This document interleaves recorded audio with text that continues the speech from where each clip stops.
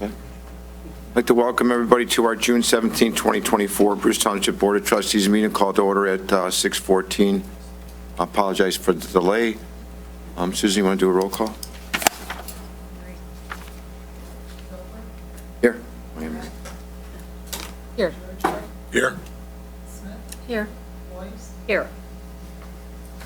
We stand for the Pledge of Allegiance, please.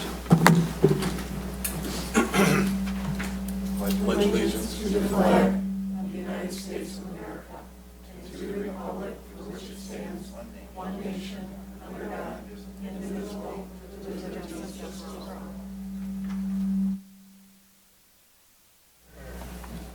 Has everybody had an opportunity to take a look at the consent agenda? Is there any deletions, additions, or changes? I think I'm going to make one addition. Item, make it 7G for dust control. Keep brine treatment on back roads. It's so hard when you add things.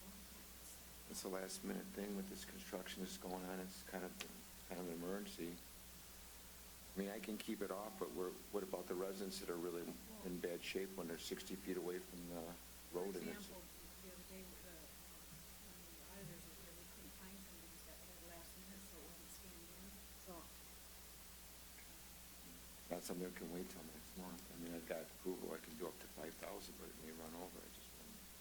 these are county roads you're talking about us paying about? We still have, I mean, we have on our, county does it so much, and then we have 2 brine treatments that the county does supply to us, but we have paperwork which we get every year to, for additional fluoride treatments necessary, which we've only done at one time. I know Washington as a whole township, I think, additional times, but we have this construction that's going on. I know you don't live on the dirt roads, but I do. I travel them. Anybody that travels any of these dirt roads and that lives 60 feet off the road, 80 feet off the road, they're living in a horrific mess. I am going to try to get that money back as much as I can from MDOT. I think it's their problem, but they're the ones that are creating an issue for us. But my phone's blowing up. You know, I can transfer them to you if you want me to. We could just add it 7G. I would appreciate it. Sorry. Anything else? Now, can we get a motion to go ahead and approve the consent agenda as amended? Support. By Giorgio. All in favor? Aye. Aye. We'll move on to item. No.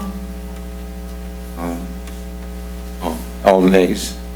Oh, Susan's a nay. Motion approved. Move on to item 4, comments from the floor. Right now it's time when the audience, anybody in the audience would wish to come up to the podium and speak. If it's regarding, Nick, are you one of the agenda items? Yeah, Is it I'm one of just not a special- public comment. Okay, public comments. Yeah. Just keep, routine, just if you could. I'll be here for about a half hour. Keep it to 3 minutes. Say your name and your address and just keep it to 3 minutes. Nick Batsakouras, 80800 Van Dyke, Bruce Township, Michigan. Hi, board members. I'm Nick Batsakouras. Some of you know me. I'm the owner of the Romeo Lavender Farm. So as my understanding is that you guys are going to be looking at the master plan, and I've already addressed this with the Planning Commission, so I just want to throw my hat in as you guys are looking at the master plan. And my understanding is you're looking at the master plan to possibly expand your commercial areas up and down Van Dyke. So I believe my property and probably Henry Ford Medical Center, since it's right next to me, is probably a good candidate for you guys to seriously consider looking at that as part of your master plan for the following reasons. The obvious is we're right on Van Dyke, 20 to 50,000 cars a day, and Boardman Road, we're right on the corner. Boardman Road is, I don't know if you want to consider it a major road, but it stretches 20 miles, okay? So the other thing, too, is Henry Ford Medical Center is a commercial use, even though it's not zoned commercial right now. It's not part of your master plan. We don't know what's going on with Henry Ford Hospital, where, it's been being sold, something's going to happen to it. My property is a farm, but it's a commercial farm, and underneath GAMPs, to qualify for GAMPs, you have to be commercial use. So everybody knows Lavender Farm is a commercial, okay? So we're both using their 20 acres and my 17 acres as commercial use. But I think one of the biggest reasons why you should consider it is that, when you do open up master plans, it bothers some people about commercial. I understand it because I'm a resident too. But where we're located at, we have the fewest residents in pretty much your whole area. I'm the furthest north. My nearest neighbor is 1,000 feet away. Across the street's Township, and that's all zoned commercial too, up and down Van Dyke. There's like no one around there. There's no subdivisions. There's no large tracts of land that would affect people. Okay, so even though you would think that people who buy off Van Dyke or close to Van Dyke, that they would know that, their property one day could be commercial, it's good to probably maybe put it into your master plan that is a possibility for future residents, if they decide to move into the area, so they can plan accordingly. Not only that, though, it could also avoid some future lawsuits. If you get a big developer that wants to come in and does something that's got more money than God, he's got good reasons to get that approved. And you don't want to just say, well, it's not part of the master plan. You may want to avoid that. Because, again, we are commercial right now. We're both operating commercial. So why not make it official, Not asking for rezoning, we're just asking for to both consider those parcels are RS. Those are residentially zoned. The hospital is a special land use under the residential zoning, and same as your property is residentially zoned. Yeah. You fall into the ag status, which we've granted you the opportunity to have that lavender farm there. Yeah. Plus a few other things. Yeah, but I mean, like I said, we have the least amount of residents. We're right on Van Dyke. I mean, you can't deny the traffic, and that doesn't say the Romeo Lavender Farm's going away. It just, I think it should just be planned for the master plan. But the way it's currently zoned doesn't make sense neither. It's RS. And so you guys know that the average 5-acre parcels, because that's what the minimum zoning out there is, probably between $150,000 to $250,000 for a parcel. It costs you about $250 to $350 a square foot. You're talking about $600,000 to $800,000 just to build an average 2,000 square foot house. People don't want to build a house right on Van Dyke. There's too much noise. So what makes sense is, possible commercial. But again, we're already operating commercial and we don't bother anybody. So we're not coming in for rezoning. We're just saying, look at it very closely. You're looking at going between Ebbling Road and 34 Mile Road. And I understand why you're doing it on the east side, because it's all peppered with commercial activity there already. There's hardly but there's a lot of residences around there. I understand, but there's a lot of residences around there. That would affect more residents than mine. Although I understand why you want to do that. I'm not saying that's a bad idea. I'm just saying, I live off of 35 Mile Road, but there's a whole bunch more residents in that area that you're considering than mine. So it's just a consideration, that's all I'm saying. I appreciate that. Thanks, Nick. All right, thank you.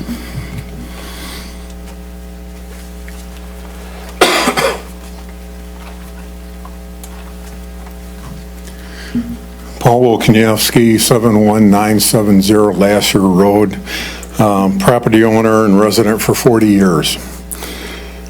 There's a growing number of citizens concerned about the Bruce Township maintaining its rural atmosphere. I spent 20 years on the Bruce Township Planning Commission working with 3 previous administrations to create and initiate a strong master plan and ordinances to promote controlled growth and preserve agricultural and open spaces. The sewer district must be contained to the area of 33 Mile and McKay. There are some current initiatives taking place that would jeopardize our rural atmosphere. Our master plan and ordinances must be enforced. We created a strong master plan without the commercial on Van Dyke, so each parcel could be addressed individually if somebody wanted to come develop them on a case-by-case basis and not just wholesale, because we don't want to look like Washington Township and Sterling Heights.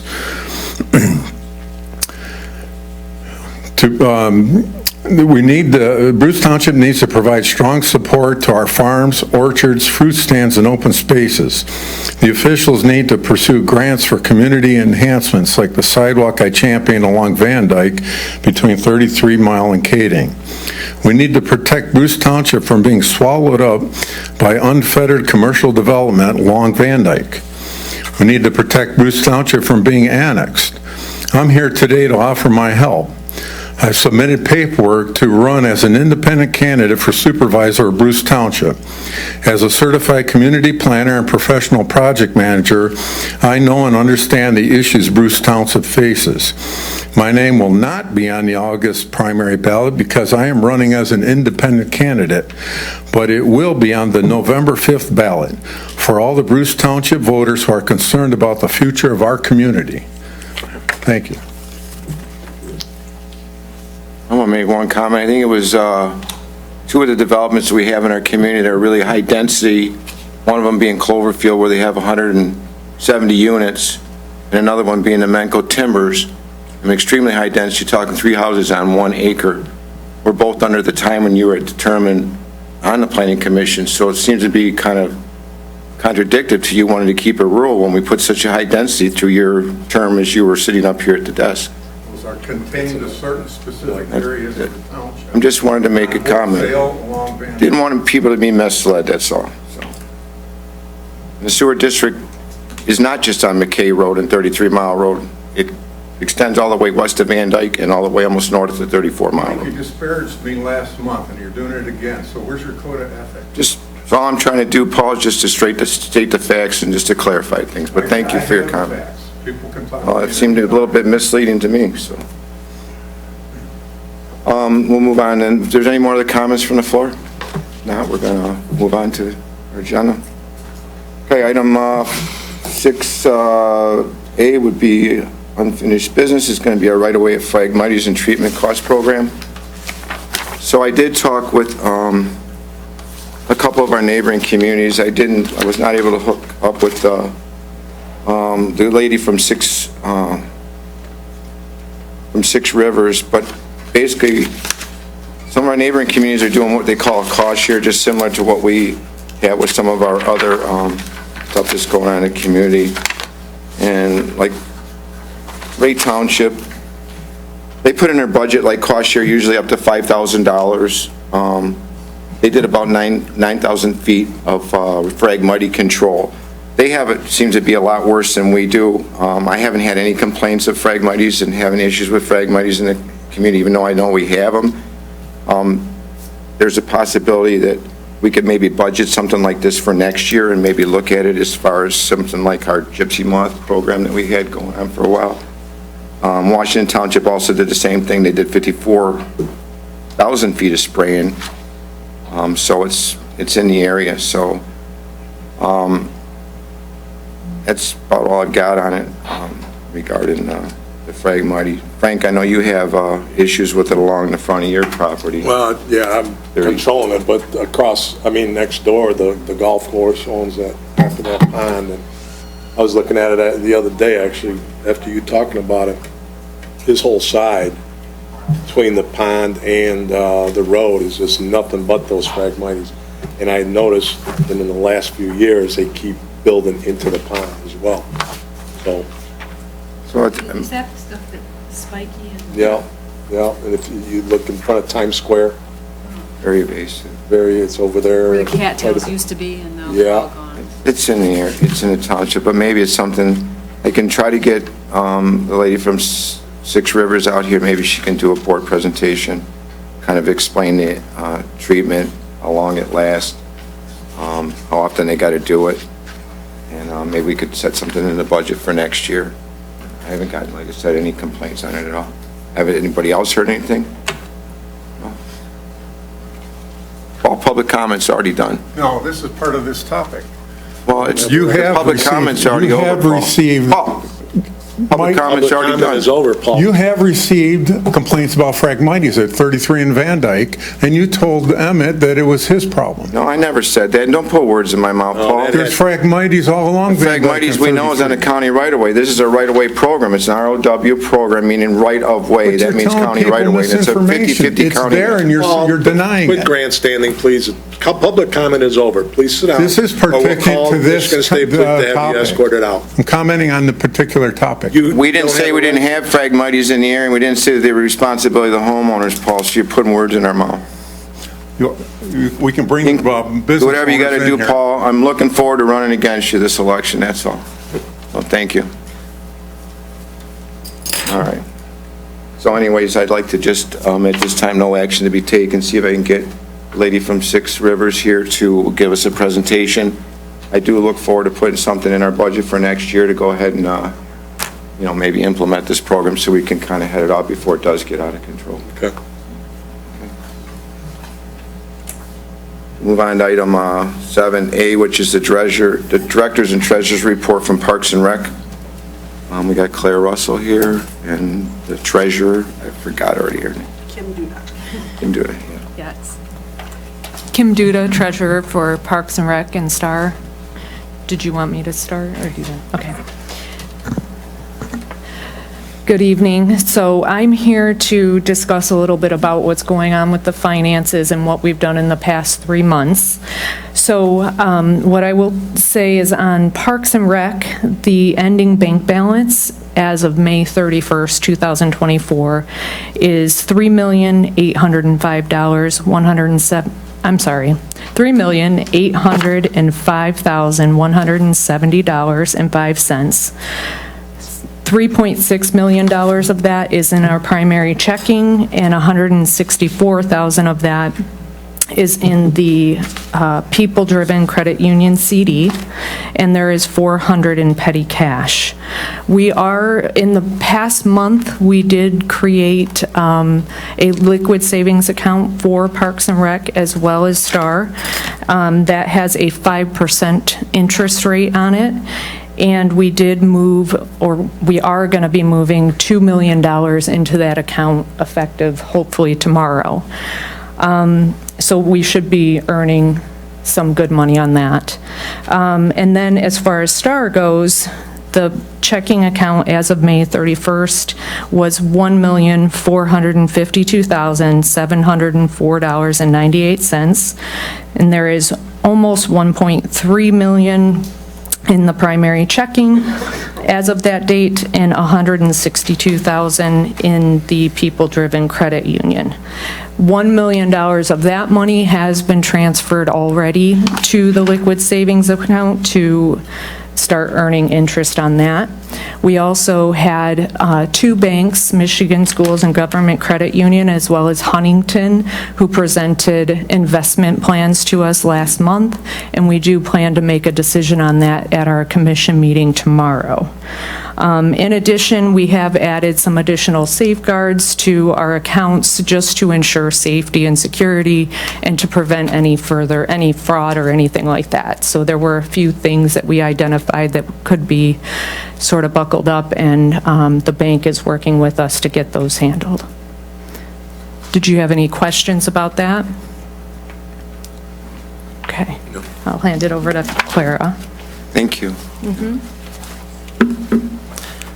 Hi, Clara Russell, Parks and Recreation Director. So page 2 is just really the budget breakdown for 24-25 as a reminder, or if maybe you haven't seen it before. For Parks and Recreation, our budget is $2,774,000. For Star, it's $745,000. I just kind of put the breakdown there so you could kind of see, when you look at Star, is definitely all staff that we have. We have 1 full-time manager, and then the rest of the staff are drivers or dispatch. So there's about 73% of that budget goes to staffing drivers, because that's what it is. When you look at Parks and Recreation, it's more like 20%. Actually a little less than 20%, because part of that administrative is how much it costs to actually just run our department. But that was just put there kind of as a reminder, or to go back to. If you flip the next page, it talks about our fund balance. That talks about our assignments for Parks and Recreation. We had a $4 million fund balance, which we're working to develop different items to use some of that fund balance up. For the assigned funds, we have $1,750,000 set aside for future use and development. And then we have to appropriate $1.5 million at the beginning of each year so that we have money to run from April through December until the taxes are collected and given back to the department.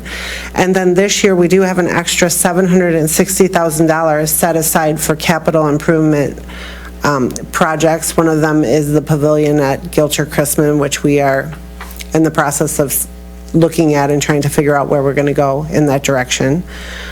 Star Transportation, their fund balance is almost $1.6 million.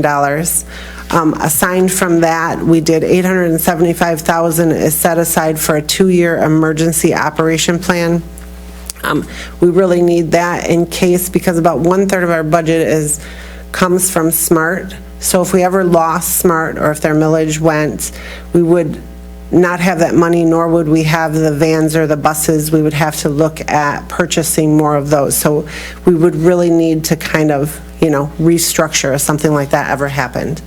And then $150,000 for future use and development, which would be carports, or when we have grants. Sometimes we've had a lot of grants through SMART that we've received a lot of free vehicles or help with purchasing our vehicles. But then we also do have some SUVs that we own on our own.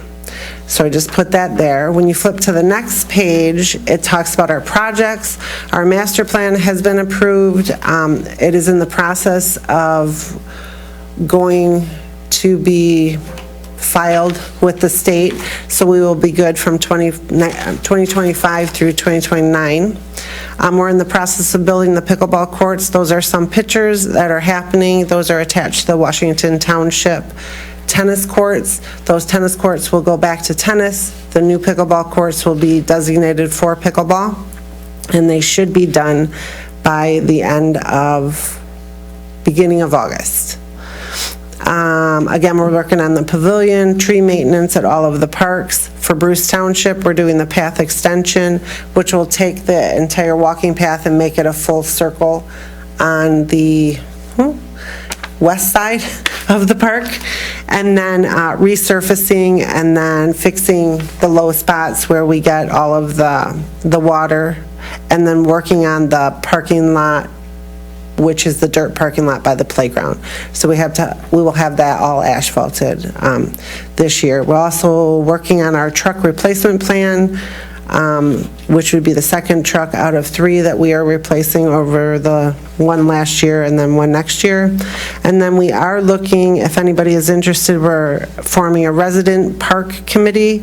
The first meeting is set up for Wednesday, August 7th at 6 p.m. at the Romeo Community Center. If you just want to come, we're looking to take the master plan, look at the parkland that's possibly available, kind of come up with a plan for the master plan or within it, and then look at the beautification and the amenities that we have at the parks right now and make sure that we have everything covered as we keep moving forward with the master plan that was just adopted.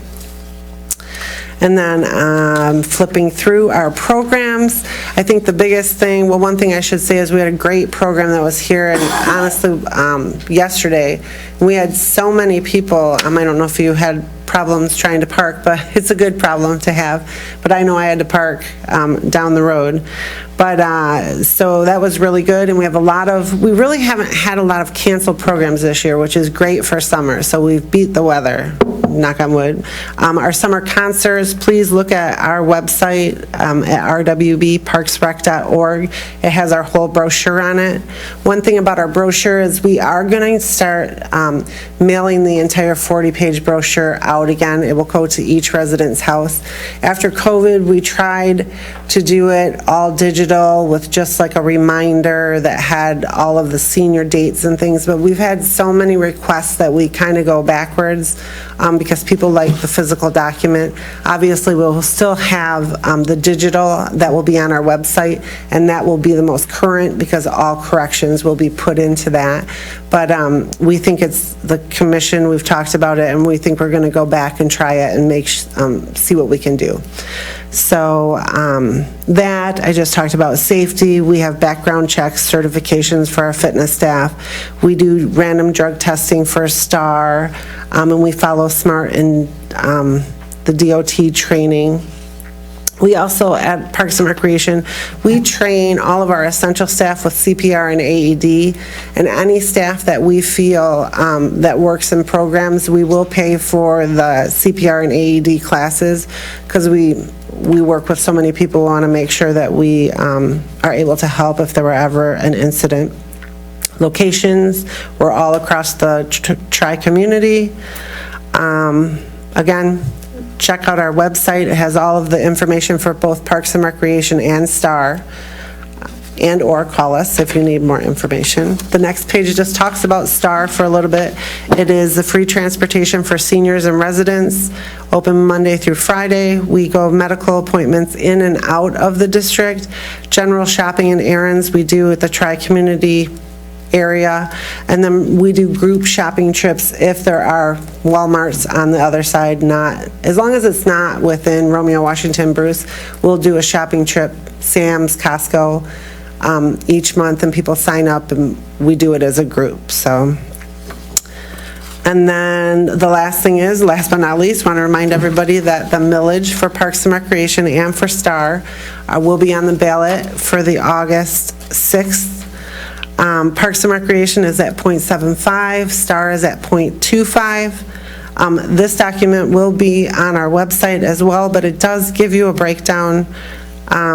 An estimated cost for Parks and Recreation for a $400,000 home would be about $150 a year for that homeowner, and for STAR at 0.25 it would be $50 a year.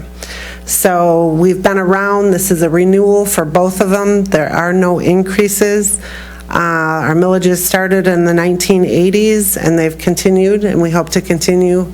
We feel with this new commission, we're really getting speed, and things are looking up. So that's all I have, unless you have questions. I have a question. Yes. Go back to my notes here. So on the projects page? Yes. And then at the bottom, you were talking about forming a resident park committee. Yes. So here's my question.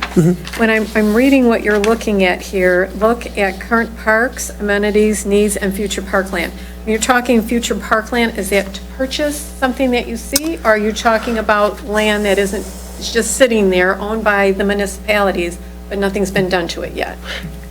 Yes, more of that. So Parks and Recreation, our millage is really just an operating millage. We can't own anything, so we can't really purchase anything. If the townships had to pay something, I'm sure they would be looking at how you would lease it to us or what you would have. But yeah, it would be looking at all of the properties that are out there that have the possibility of becoming a park. That's how all of our other parks have happened, so. Okay, so I did look through your master plan, your old master plan at Yeah. the time. And this was back when there was some controversy at the, I believe it's 36 Mile and Hip. Yeah. Is that still part of the parks program that you would be looking at, or? It's in our master plan. It is definitely mentioned, but I know that, well, for one thing, we have to build more south, because that is where the majority of the residents are. So we've known that, and we know within the master plan that we're be looking that way. That's beautiful up there. That would be a great park someday to some people, maybe not to other people. But, you know, at So you're some going point in the for future. the population at Yes. this point? Yeah. Okay, thank you. Good. Thanks. Thank you Good for luck. having me. Keep up the good work. Yeah, good luck with the millage. Oh, yeah, thanks. You too. Thanks, Kim. We'll Thank move you. on to item 7B, which is our high-tech proposal.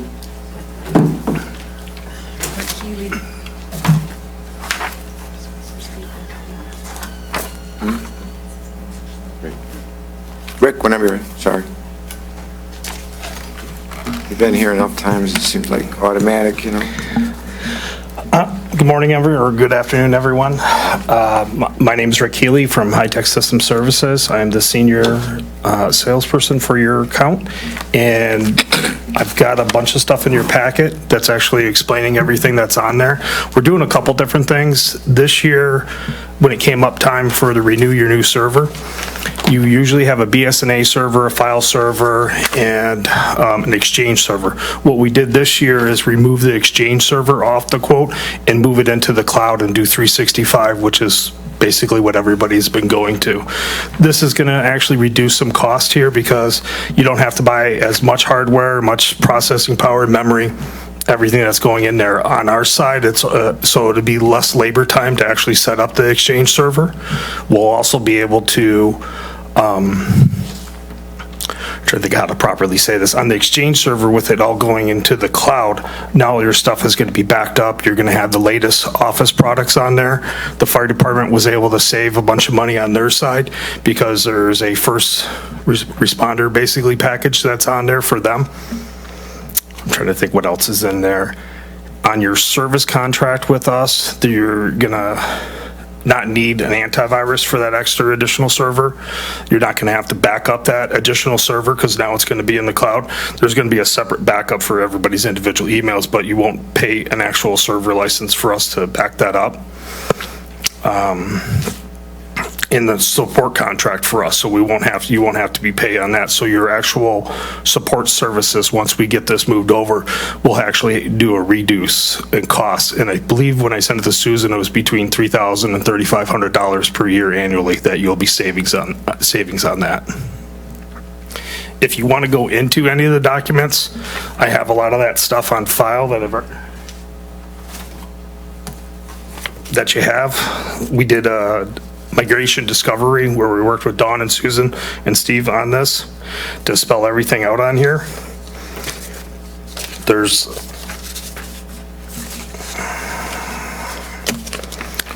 I don't know exactly what you want me to go over on this because like I said, I've got it granularly spelled out on here why we're actually moving it over.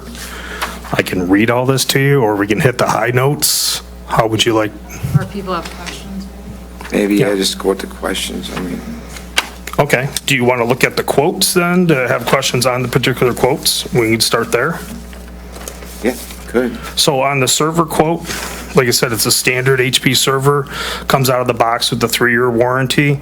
We're adding additional RAM into it. I already had 64, we're giving it another 64, so both servers will have 64 gigs of RAM assigned to it. There's 2 sets of hard drives in here. The first 2 hard drives are going to be your operating system. The other 6 is actually where all your data is going to be stored. So you have redundance upon redundancy on here so that if a hard drive fails, your system doesn't go down. The operating system will keep running.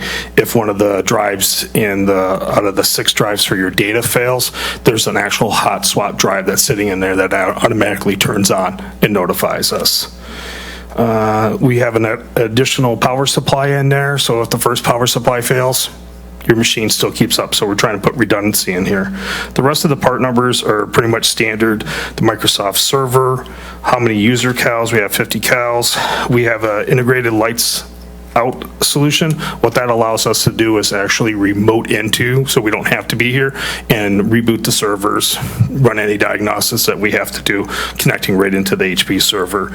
And then we have a 5-year extension warranty onto that. You already currently have 100 hours that you have previously assigned that I believe we did that maybe in December of last year. And that was with the idea that we were going to be replacing this server sometime after April, May. We're in July, it's ready to go. We've already replaced 2 hard drives in your old server, so we've already had 2 hard drives fail that were failed out of warranty, so we've already had put money into it.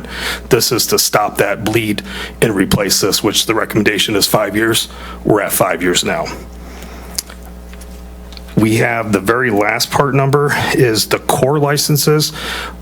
The company that bought the vSphere software, which allows you to break up the Microsoft product and have multiple servers on there, You had a current free version. They're not allowing you to use the free versions anymore. So anytime you replace a server or do any upgrades, there's no support on the current one. And any new ones, you now have to purchase the licenses. So this license is actually for a 3-year period to be able to do this. So even though we're going to have the server for 5 years, in 3 years, we're going to come back to you and say, it's time to upgrade it. Do we want to stay for 1 year, 2 years, 3 years on this particular one? So that will be actually a new piece on here. The reason I put the 100 hours on there, I wanted to make sure it was spelled out that everybody understood that there was some labor time to actually put the new server back in. So that'll be transferring the data and everything. Any questions on the server? I have a question for you. Yes. How does that interrupt the day-to-day business when you go to do this? There we actually, we're probably going to do it on a Friday is what they plan, where you guys have little people here that you're not open on Fridays. And so you shouldn't see really any downtime if we do it on the Friday. So they'll probably come in here late on a Thursday, work on Friday. If they have to work over the weekend, they'll work over the weekend to finish up the project. And then they'll come back on Monday and verify everything's up and running. So. And then for the employees here, it would be like nothing's changed? Like they don't have to learn anything, this is just changing the system? Same logins, we're not replacing any of the PCs right now, that'll be a different conversation, but like I said, this is just the servers, they're gonna log into the exact same PC that they did. Nothing Hopefully you different. won't notice anything, but it all runs smooth. On the next, so on this quote, they're not gonna see anything really different. When we start talking about the other piece, they will be seeing some things that are different. These hours, the 100 hours you have on here, Yes. you said it would be 40 more hours? No, 80 more hours than what we already have. So the 100 hours just for the server. Right. Okay, But we have another quote that is talking about the other pieces, so this is just the server, getting the server all set up. We have to do the second quote because we're not putting the Exchange server on it.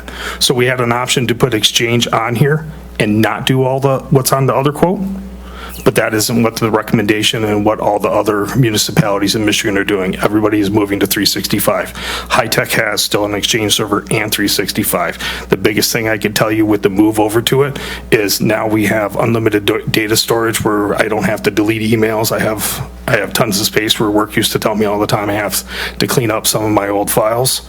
It's all being stored in the cloud, and you're getting the latest and greatest of Microsoft 365. It's already built all into the package.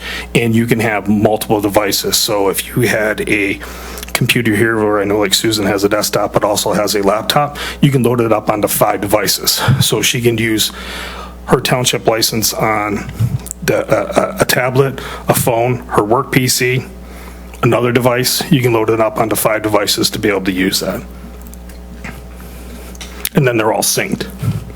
And there's more and more and more stuff that you can do with it, but those are later conversations that we haven't gotten into yet. So that's the server piece. Does anybody have anything else on just the server? Okay. Chief?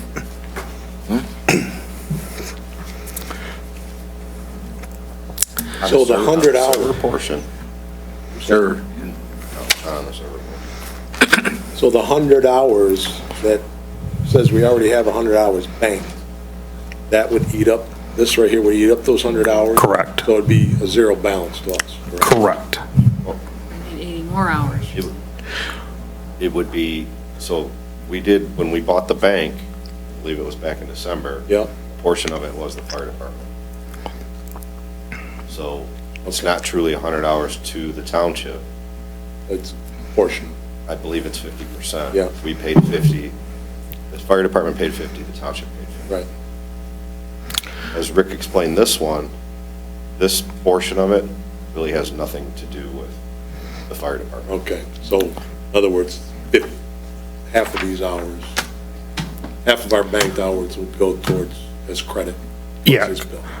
Currently, so yeah, you can use the 100 hours for every one, which like I said, we have a second project that these two are actually tied together. So it's not one or the other. They have to either be done together or we have to redo the server quote and put an Exchange license back on there, which would then change everything that's on the other quote. So on this particular one, the fire department is actually, for the server currently, the current server, the fire department does have some data on there. With the new proposal, they won't have any data, so they won't really have anything to do with the new server. The other projects, once we're ready to move on to that, they will have on there. So basically, the new projects, they'll have half of that.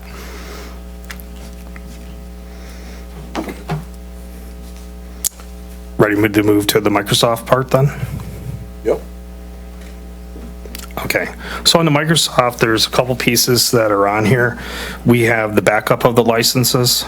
We have the multi-factor, and the multi-factor is basically coming from Microsoft was made it mandatory in April and then backed off from it and said, okay, we're not making it mandatory yet to start having multi-factor if you're using 365. So, but they're telling everybody to do it. We just recently attended a clerks conference last month, and the FBI came in there and talked to everybody and said, multi-factor is not an option anymore. Everybody needs to have that. So it's being pushed big time. We have it at our office, and everybody else that we're telling them they have to have it to secure their network. I'll talk more a little bit about that, but that's what that second piece is on there. At the Township Hall, we have about 20 licenses. There's a business license and a government license. You're getting the government license, which was the 276 on here. You're on a totally separate solution where everything's backed up into the cloud, that everybody that's on a business license has that. On the government, it's only government people on there. That's another recommendation from the FBI, Microsoft, and everybody, that they want all their government clients on their own separate cloud, separate from everybody else. So that's why that costs us a little bit more. The fire department's actually getting a first responder option to do it. That's able for fire departments, police officers, and like healthcare workers, that if they're the first line, they can actually get an additional discount. For them to qualify, that has to be like their main email or for them to use. They can't have working at the township and work on the fire department where they're doing too. It has to be their main role. So they qualified for additional discount. There's one license which is spelled out in the paperwork of why we have one F3 license and why the rest are F1s. The F3s are more for the higher end up people. So the chief is going to get that license. Everybody else is going to get the F1 licenses on there, which is a lot less money. We can also adjust this if we have to adjust it later. And I know I've talked with the chief briefly about, we want to make sure before we move forward with these numbers, this is what we think the numbers are. It could be plus 1 or 2, which is fine if we have to change it. It's not going to drastically change the quote. And then the labor charges for this, there's basically 40 hours to set up the multi-factor, and there's about 40 hours to set up the 365 for everybody. So that's setting up the client portal, moving all the data over, confirming everybody has access to the new stuff, coming back out and showing people. I'm sure there'll be additional stuff where people will say, hey, I want it now on my phone because I didn't have 365 before, and we'll probably be able to cover a lot of that under our normal support agreements with you. So that's the second piece, and then like I said, there's a bunch of stuff that I haven't broken down why we're doing 365 and why we're recommending it, if you want to talk about any of that on there. Any questions on the 365 piece and the multi-factor? It's 2 pieces, but I need them both to work right. So we are going to be switching over to multi-factor, or it's up to us still? Yeah, you're moving from Exchange server to the Microsoft 365 and adding in the multi-factor. So it's just, so for everybody else where you asked, is the server going to change anything? No. This will change a little bit. When people log in, they're going to do the same normal login that they have to do. The second step, which is a 2-factor thing, which is the multi-factor, what it stands for, is they're going to have to log in with a phone or get an external token device if they don't want it on either their township phone or their personal phone. You can buy a token device, and I believe they're like $21. It's a one-time fee, you buy that, and basically every time they go to log in, they type in their login just like they normally do, and they have to authenticate on their phone or that device, and that allows them in. This is so someone gets your email account, you accidentally call up, you think it's us or somebody else, and they're trying to fix your computer, and you said, here's my username, here's my password. Well, when they go to click to get into it, that two-factor will go off. And the only way they'll be able to get in is if you say, yes, that's me logging in. If it's not you, you hit decline, you call us and say, someone's trying to get into my account. So this is to stop you. This is just going to be on the 365, just so you know. We can expand that out into your BSNA applications and other pieces. So whatever you want it on. Well, it's the same concept as if you go in your bank account and they text you a number, secure number that you type in before they allow you to get in. Correct. And it's usually, you can get it where it's a 6-digit number, or you can get it on your phone, accept and decline. On our system, I usually, the first time I have to say accept or decline, and then when I go into individual packages, I have to then type in that 6-digit number. For us, on our side, we even have, like, say, if High Tech wants to be able to remote into Bruce Township to work on any of their things, we have these long phrases and stuff that they have to type in. So it's even more than that. But it's still a two-factor thing. It's just not a 6-digit number. I think that's great, because actually I got an email today from Mike asking me to transfer funds to another account. I knew it was bogus right away, but yeah. Yeah, I had your name, spelled it perfectly, except the email was way out of whack. Yeah.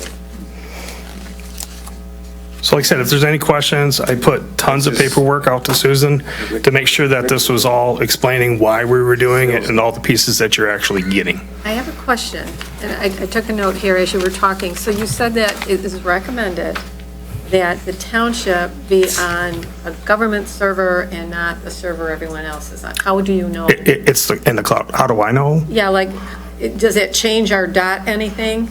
No. So we'll still be You dot can keep org? what you have, yes. Okay. You don't have to go to .gov? No. Oh. You can, but you're not going to want to.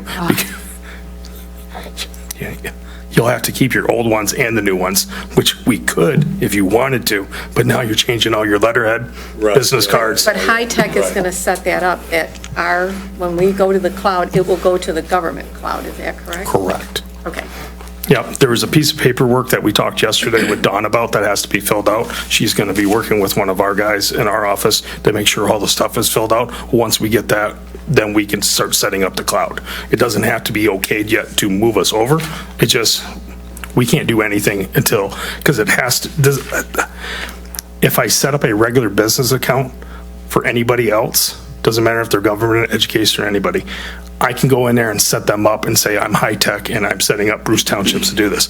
On the government side, Bruce Township or any government organization has to request it from them. We can't do it. You have to first request it and then give us access to be able to do it. So like I said, it's totally different.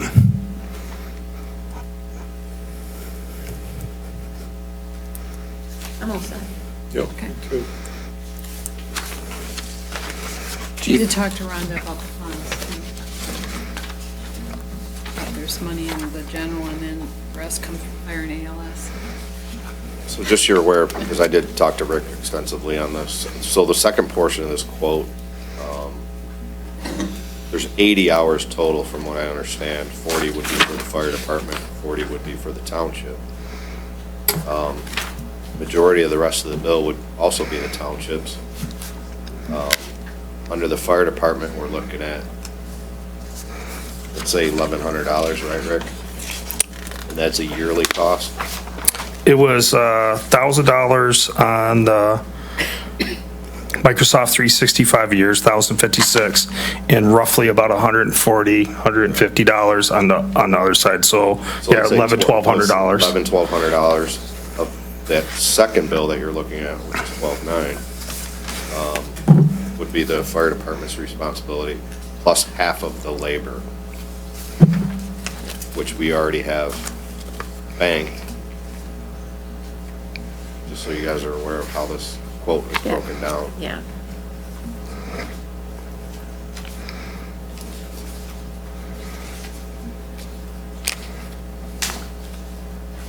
don't know if that would answer your question, Mike. Yeah. Now, if you had any other questions on the technical side of it at all? No, Rick's been great about it. He's explained a lot of it. Actually, he did just right before the meeting again. The government is pushing very hard on two-step authentication, or whatever they're calling it. So we have to move towards this anyways. They're saving us, honestly, a big headache by not going to .gov. Because originally, I think they were proposing everybody was going to go to .gov instead of .org. Everybody who was .org was going to switch to .gov. We no longer have to do that because high tech is setting that up. Yeah, that's a plus. Which is a plus. And if I'm not mistaken, Rick, there's like, first quote, about $12,000, and that's just in hardware? Might be a little bit more on that. Let's see if I take off 20 of it. So yeah, it's probably about 19,000 with the hardware. Just in hardware? Yes. So computers? But that's just for the server. Servers? Yep. Sorry, servers. Yep. And RAM, upgrades, drives. And everything in there will have a 5-year warranty. So that's parts, labor. You just call us if there's ever a problem. Hopefully we already know about it before with us monitoring the equipment, and we come out and handle everything. Okay. Thanks, Rick. Thank you. Does the board have any more discussion? Anybody put a motion together? I'll make a motion to approve the 2 high-tech quotes as presented. As presented, you said? Yep. You got support? Where? Support by DeGiorgio. There's no other discussion. Can we get a roll call, please, Anne Marie? Yes. Yes. Yes. Yes. Yes. Thanks, Rick. Motion carries. Thank you, everyone. Have a good night. Thank you, you too. Drive careful, huh? Watch out for the cars. Let's move on to item 7C, which is our Dietland SLU for 78837 Harvest Lane. It's parcel number 1401-26-100-010. I think Mr. Dietland is here.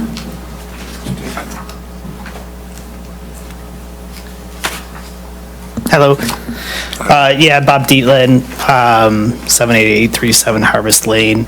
I brought in a variance request to build a second garage on my property in the side yard due to a hardship in the backyard to the planning board last week. I was approved there. It otherwise meets all the rules and regulations. It's also working closely with our HOA board, architecture board there, and they're bought off on it as well. I know Mr. Dealing, he happens to be one of my neighbors. I actually belong to the same HOA where the special land use is located. I did come to the planning commission. I did speak on behalf of the HOA. We do have a letter from the president of our HOA. We do have an architectural committee in our HOA in order to, we have stipulations and guidelines in which we allow and where we allow to have somebody build a building and what the materials are made out of. Mr. Dealin's plans are, if it's farly exceeded anything that we've had in our guidelines, got 100% approval from our HOA, and we look forward to him building the building he's going to build. It's going to definitely add value and character to our community, so. And then his request is to build, how many square feet is it total? I think it's 1,292, or just. And he's allowed up to 2,700 square feet in a 5-acre parcel, so he's fallen underneath the parameters of what we allow there. He has no other buildings on site. There is a hardship. It's hard to say or to see here, but his property in his backyard drops off at about, I want to say 3 feet for every 10 feet you would probably go out, if I'm not mistaken. So there's no way you can build it in the rear yard, and then actually adjacent house next door to him has a mirroring image of what he's looking to do here, the side yard accessory building. Yeah. So, I mean, if there's nothing else that you wanted to add, I would at this time entertain a motion. Yeah, I would add one more item, Mike, that I think is relevant, is that the the new garage is exactly parallel to where the existing garage is. So it's already, that far up front, so it'll be nice looking, I think. And it does exceed what our requirements are in terms of, it'll be 100% brick, I think you said. Yep. And with Matching all the the color house. matching, so it's more than we require in our ordinance. At the planning, and that was the basis for the planning commissions, that as well as the other things Mike said. It's a reason that the planning commission is recommending approval.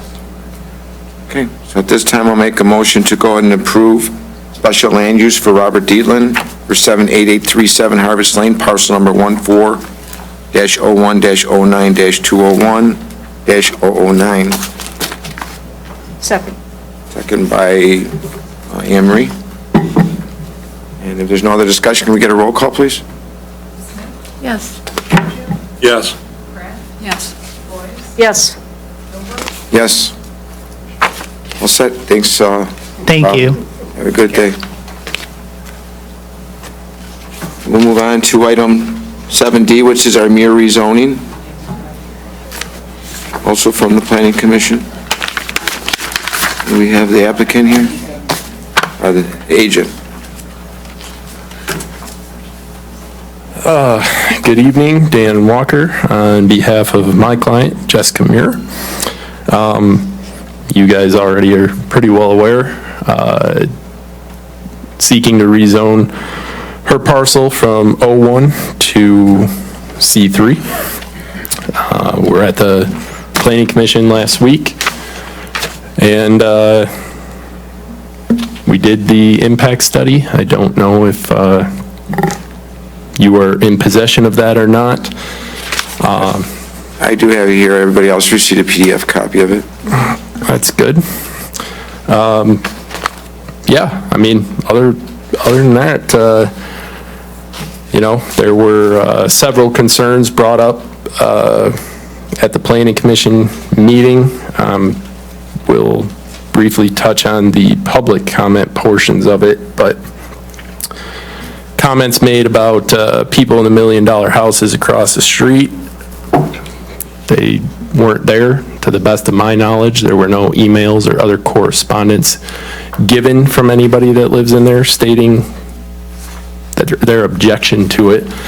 The comment was made that Bruce Township has 2 gas stations. Bruce Township has 0 gas stations, actually. Over and over again, over the course of months at this point, I've heard the argument, we moved to a rural area, and that's the way we want to keep it. That is the most dense part of your township. Literally, the condos to the south share a wall, as a matter of fact, and there is a large parcel, Zone C2, right in front of the mobile home park, which also abuts the condos. That could be developed at any time. It's already Zone C2. Sits 800 feet from this property. One of the comments was made about the level of service decreasing. That was only in one direction. Had the planner been able to review it, he may have been able to point that out to the commission, that one direction it dropped from a level of service of a D to an E, but that could be fixed by a light change. However, 2 of the other directions actually improved. Comment was made about the water table being impacted. Mike, I know you probably know. Frank, you probably know as well. Dewatering for one single commercial unit probably isn't going to do a whole lot. Where you run into the issues if you're putting in a development that has a bunch of residential houses that all have a well, similar to what happened in Sorrel Woods with Cloverfield. That's where the dewatering and the lower water table happens. And then the noise problem. You live on M53. There's not much that this development is per se going to add to the noise. You're not going to have trucks jailbreaking to go into a gas station. That's going to happen behind you. So I will leave it to you.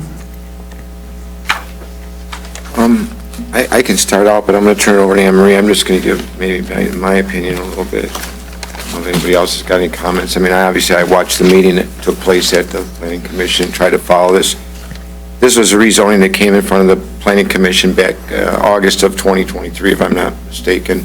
Roughly, it sounds right. It was discussed at that time. I know there was public comment and a public hearing at the time, and I think we did have some people from Pine Creek Estates that did show up at that meeting, but there was none there that night.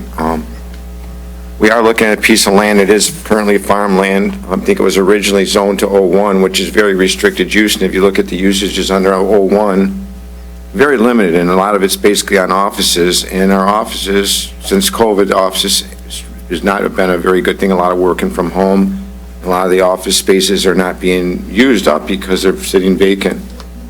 But being that such, it is basically a limited use with indoor accessories, usually a customary to incidental and primary use. I'm not really sure. Public utility offices, professional service offices, and then anything under the permitted ordinance in this immediate abutting residential district, which is kind of hard for me to understand. But then anything else would be under a special land. So it is very limited. I don't personally feel, I mean, that it's a great area for a residential development, you know, which is just going to be basically to the south of it. I don't know of anybody that would want to really put a house on the corner of a freeway in another very busy highway. I do have some differences in regards to the impact study, and I've shared this with Anne Marie, and I mentioned that if it was a medical facility or if it was a office with multi-medical facility, maybe a dental office, maybe a chiropractor's office, I feel that any of that traffic that would be coming to a facility like that would be coming from outside of the area. I mean, you could be living in Macomb Township, have your chiropractor out there or your dentist office there, possibly it would bring increased traffic to the area. But I think if it did become, if it was going to get rezoned to C3 and it was going to be a gas station, I don't think anybody's going to be coming from like Macomb Township or Washington Township, go out of their way, even from the village of Romeo, to go to that gas station. So it does show that there's a 20% increase in traffic volume if it was going to be a service station. I think it's going to be most of it's going to be pass-through traffic, but that's just, again, my opinion. We got 20,000 cars a day in each direction, I think, on a good day going down Van Dyke. And I think they're looking at the numbers if it was going to be a service station, and I think the pass-through traffic was very minimal as compared to the number of cars that are going on there. So I think there's a lot of things that the township's got to look at it as far as maybe the possibility of rezoning. The Planning Commission, we have 7 members on our Planning Commission. I think that they did do their homework. They all did seem to speak from the traffic study. They all did have knowledge of it, and it was voted, it was denied by a vote of 7-0, if I'm not mistaken. But it was, we have good members on the Planning Commission, and I think that, you know, it still might need to be looked at a little bit closer. I think that the possibility of having it zoned 01 may be something we need to look at. I mean, obviously, if, you know, offices are just not going to be there, but maybe we can look at it in a different zoning, maybe not so much as the C3, something we don't have currently in our area, but maybe somewhere meet in between. We've given up a lot of our residential to, I mean, a lot of our commercials being used up for, and our manufacturing for residential developments. So we got another possible 2 pieces of our commercial that would be looked at as far as being switched over to residential. And the township does need to keep a good balance as far as our commercial and our residential to pay our bills. I mean, it's just going to be as simple as that. So I think it's all things that we need to consider, but I'm going to let Anne Marie finish it off. Yeah. The PC did receive the impact study about a week before. Make sure you speak in it. I know from my own vantage point, I went through it cover to cover, except for the part with all the detailed on the traffic, the actual counts. In my estimation, the impact study was complete. It hit all the points that were supposed to be included. So it was very thorough. We actually spent about 40 minutes on this subject, not counting the public hearing. So it was about a third of our meeting. The The applicant's consultant did come. She was I believe, the main author of the study. She was very thorough. She talked about 12 minutes. And what resonated with me is that at one point, she stated that in making these decisions about land use impact, that it's based on everything that could be in this C3 zoning district, because it's nothing that's defined. It was an open request for, open-ended request for C3. That's my wording, open-ended. Our planner spoke for quite a while, and he mainly went over the criterion that the Planning Commission needs to look at when they're making a decision on rezoning. It's the same criterion we always look at. Of note, he also said that from his perspective, the impacts are going to be highly dependent on the ultimate use of the land, which of course we don't know at this point. All of the PC members spoke about their comments and concerns. They ranged to several different things. There were traffic concerns based on some of the uses that could occur. The impact statement actually included a sheet, a breakdown of what would be the possibilities based on today's traffic volumes, what could happen by way of what the consultant called pass-through traffic. That means somebody's who's coming, I think I got the words right, they're going to be driving by there anyway, so they just stop, versus the additional traffic that you might get with some of the types of C3 development where they're coming specifically for that, the business. I happen to have made the motion, which were, I think, incorporated the concerns that were expressed. There were several reasons for the denial, the recommended denial. I'm happy to go through them. In my estimation, the major one was the fact that it was an open-ended request for C3. And when you look at the wide range of things that are either permissible or special land use opportunities in C3, they really range. Some of them are more, again, my word, intense usage than others. So Joe did comment on the impact study, or the impact, even though he didn't see the study itself? Joe's comments were after he listened to the consultant for the applicant. She spoke about, again, I think it was close to 12 minutes, and he heard what she had to say. She had hit all the high points. And then the majority of his time was spent discussing the relevant, I think there are 10 factors the PC looks at when making a recommendation for rezoning.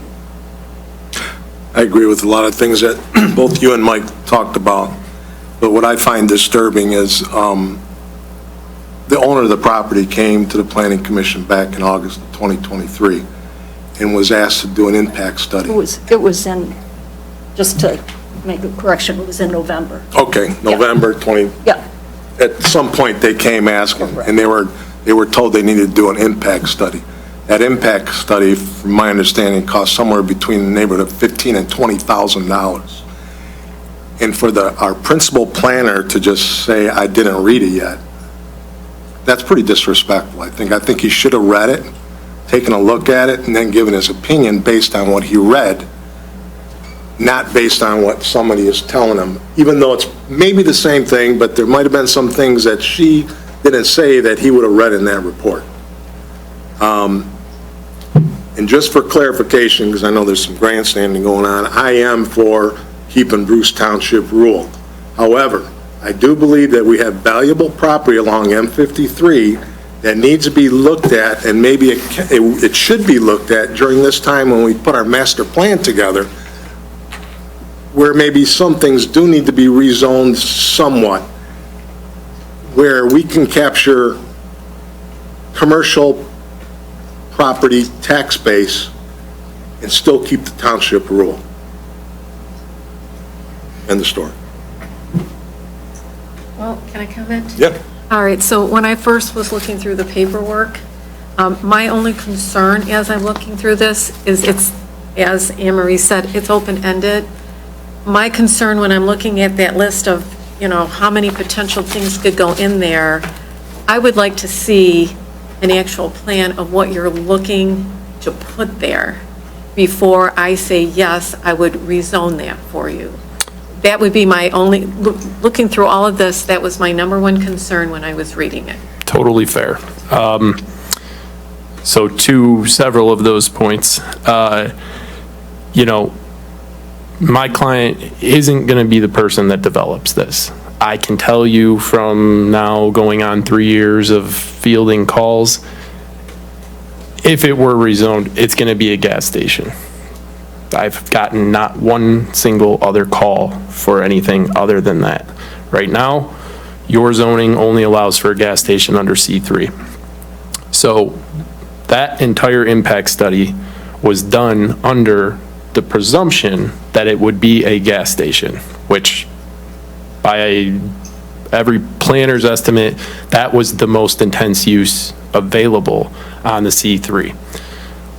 In my time, and I think all of you know, it was somewhat lengthy around here, when somebody would come for a rezoning to the Planning Commission, they'd come with an open book with the expectation that the Planning Commission, or now you, would say, hey, we're not really feeling C3, there's too many things on here, what are your thoughts on that? And that's kind of your signal for, okay, go back and, offer up the conditions, which we were fully prepared to do. I don't think that in anybody's estimation, a lot of the things on C3 were something that, I would even want to see, even though I don't live here anymore. I get that.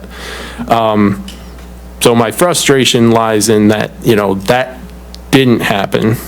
And, yes, maybe there was 40 minutes spent on the topic. Interesting that that's known to be kind of one of the arguments. But that being said, we spent 55 minutes at that meeting talking about a pole barn, and the applicant answered more and more and more questions. And we had a certified planner here who put it together and never brought back up to answer another question. I feel like the motion was written before the meeting started, and having been in your seat, that's wrong. 4 years on that commission, you don't pre-write a motion, one way or the other. Mike, can I respond? Yeah, I think, go ahead. The motion was not written Okay. for the meeting. All right. I have bullet points, both positive aspects of voting to recommend and a rezoning, as well as positive aspects for what could be reasons for not recommending. So I look at those, I add to them as the meeting is happening. The motion was not written beforehand, just to be clear. Okay. Bullet points, motion. All right. She shared some bullet points also in the fact if for a recommendation to approve, so both ways she had bullet points. I understand. I just, okay. But I mean, your application for rezoning, like Frank touched on, most of that money goes to the planner for his review. He didn't even have it. So even our planner said. He had it. He had it, he didn't have it at that meeting, right. whatever. Yeah. He hadn't reviewed it. Yeah. There's proof that it was sent. Yeah, oh no, I understand that. But, yeah, she gave a 12-minute, as she called it, 30,000-foot overview of a 155-page document. So I guess, what I would have asked at that meeting had the opportunity presented itself, even though several members decided to talk about what it is that they would want to see there. If it's not this, what do you want? You know, under 01 SLU, you can put pretty much anything that's under C2. I mean, you can. It's an SLU, but it's there. And it says including but not limited to. So, you know, what it's doing is it's putting that stopgap for her to sell it to somebody who's then now going to have to come and get an SLU. Rather than just saying, hey, it's already zoned C2 or it's zoned C3 with these conditions attached to it, so that doesn't have to enter their mind. And that's my job, right, is to make it as easy for her and, you know, try to get her what she can for it. And being objective as I can, kind of what Mike alluded to, 01 it's just not going to work there. It's not. It's dead and gone. Well, it's on our agenda about updating our master plan if it passes. I encourage every resident in Bruce Township to attend our meetings that we're going to have and get their input and find out what they want there. And they'll decide. Meanwhile, But does it's not- this need to go back to planning? Because you should hear what Joe has to say about the impact study report. Like they said, Joe's not a voting member of the board. Yeah, but He's only going pay to him counsel. to offer opinion. He offers the Yeah. factual information, and that was given at the prior meeting, for one thing, on the factual information. And if there was any kind of questions regarding the impact statement, I think that, like we were saying it, I think that the commission seemed to have pretty good knowledge of what the impact statement had said. I mean, if you feel comfortable in your, as agent, your applicant would feel comfortable going back to the planning commission, I've got no issue with it taking it back to the planning commission, Dan. I think that's as fair as it's going to get, and that way it saves her another application fee, and maybe those conditions and anything else can be discussed at that time.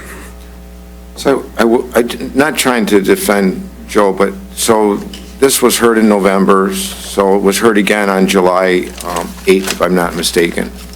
So we went from November all the way till July, I don't know, correct me if I'm wrong, that's 6 months' time. Sounds right. In order to supply us with an impact statement. I know that the township had granted you an extension because the impact statement was taking a little bit longer than you guys had figured. Needless to say that the impact statement, we did receive it on July 2nd, just before the 4th of July 5-day holiday weekend, and the meeting was on July 8th. So there wasn't much time to read how many pages? You just mentioned 180 pages of...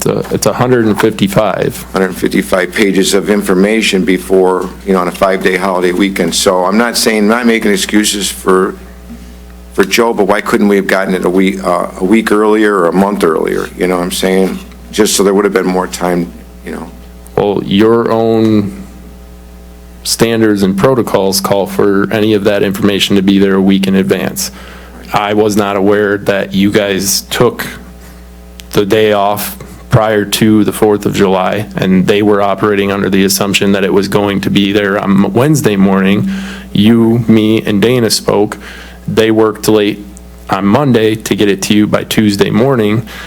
I mean, we knew for 2 months that 4th of July was coming, and I mean... I get it. I mean, obviously I want to give credit to our PC members that did read it over the holiday weekend and sure, were, aware of what was going on.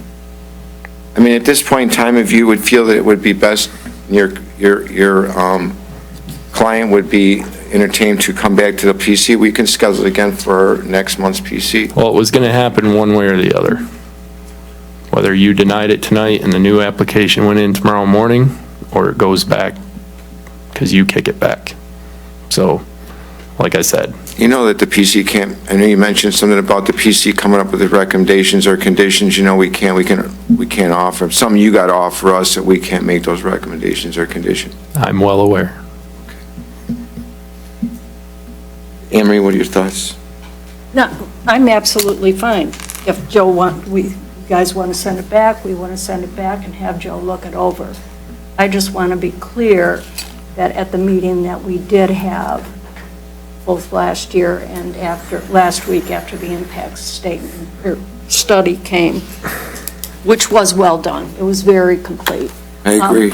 We had no offers of any kind of conditions. Correct. So, just to make it clear. You are 100% correct. So at this time, I think that this should just go back to the PC to be evaluated and looked at one more time. I don't know if I need to make a motion, table this until after the PC hears it one more time. Motion No, to table. I think you have to send it back, because if we make a different decision, it can't be tabled here. Right, so we make a motion to send it back to the planning commission. Correct. I'll go ahead and make the motion, go ahead and send the mere rezoning to be heard one more time by the planning commission, and for our, would be our August meeting. Is that August 8th? I think he's going to be there anyways for his own. You're Lucky me. Are you okay with two of them at the same time? Yeah? Yeah, I got to do what we got to do. Support? Second by DeGiorgio. Does anybody else have any other discussion? We get a roll call, please, Anne Marie. Yes. Yes. Yes. Yes. Yes. Dan, thanks for your patience on this. Please let your client know that we appreciate the patience. Yep. Thanks, See guys. you in August, then. Thank you.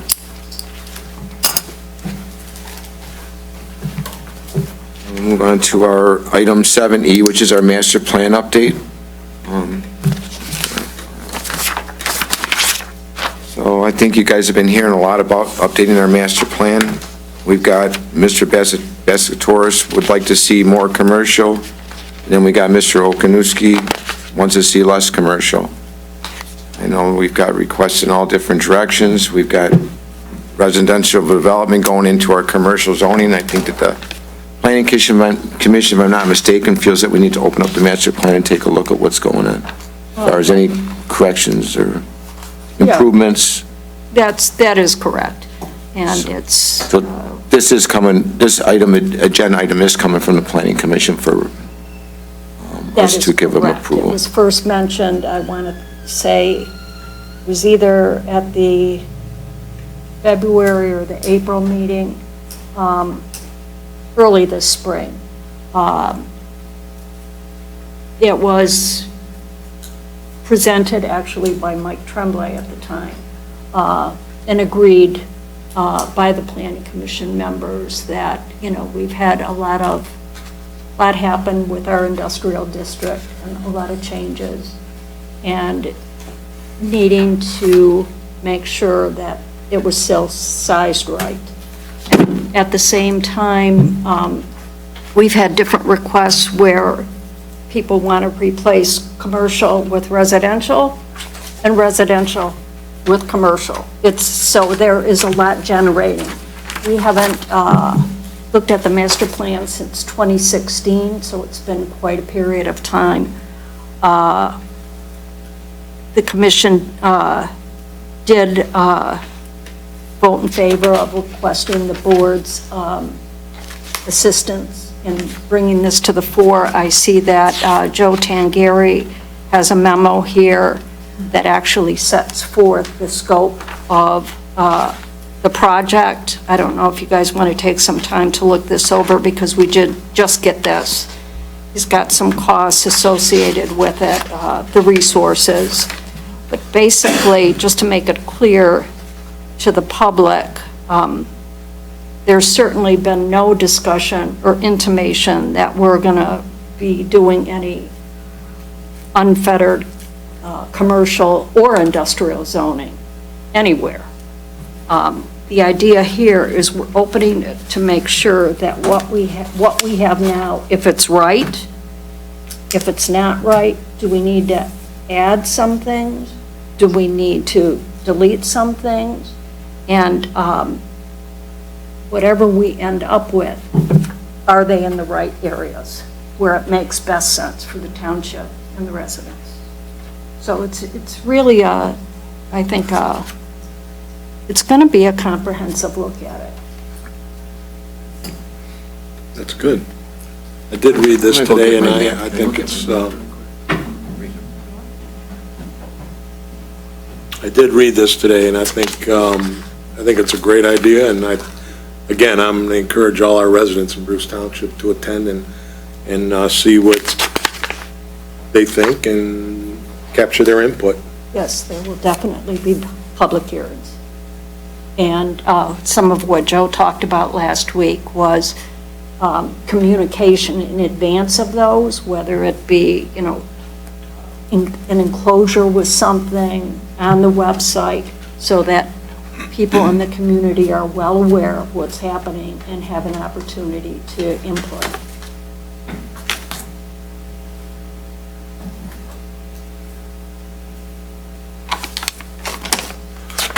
I want to, is everybody, I have a comment. So I've been hearing a lot of talk about it with people like Nick coming in here and some other stuff, another rezoning we were looking at. I kind of put this map together of the Van Dyke corridor north of 34 Mile Road. And, I look at the usage starting from 34 going north. And this is all residential zoning. It's all of our R1, I think it's R1 and RS district. In that 34 Mile Road, it starts out as a hospital that owns that property. Then it goes to Toy Products, so you have two parcels there. And then it's Romeo Rim. Then there's a cryogenics place, and then there's a trucking company. And then there's a farm field with a pile of rocks, and then there's it looks like a modular style trailer with a barn on it. We got a vacant field that is being used for the Van Hootie farm. Then we have a bug farm, a cricket farm, or whatever, basically ag status. Then we got a dog kennel, and then we have some vacant commercial property where the old BJ Saloon was at. There's everything but residential, so I don't even understand how does our master plan fit into something like this to put it all in residential when it's currently all being used for everything but residential. That's where my issues are at. And if you take a look at the other side of the road, it's almost the same thing. You got fire station, you got a multifamily apartments, which we don't technically allow. You got the fruit stand over there. We even got a cemetery, a printing company or a computer company, a glass company, and you got Toy Products also has land on that side. I mean, everything but a mixed use of, everything but residential.